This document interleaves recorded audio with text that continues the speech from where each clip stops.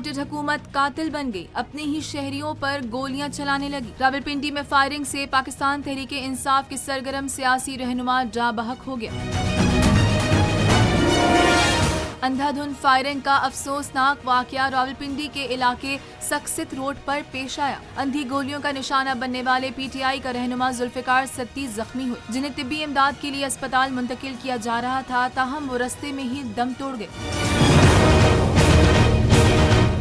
Police हुकाम ने इस बात की तस्दीक कर दी है कि मकतूल की शनाख्त जुल्फिकार सत्ती के नाम से हुई है, जो पाकिस्तान तहरीक इंसाफ का सरगर्म कारकुन था। पुलिस का कहना था कि नामालूम मोटरसाइकिल सवारों ने जुल्फिकार सत्ती को टांगों पर गोलियां मारी। खून ज्यादा बह जाने के बायस उनकी मौत हो गई। वाकये के बाद मुल्जिमान मौके से फरार हो गए। पुलिस ने मुल्जिमान की तलाश शुरू कर दी। सब्सक्राइब करें और बेल दबाएं ताकि कोई खबर रह न जाए।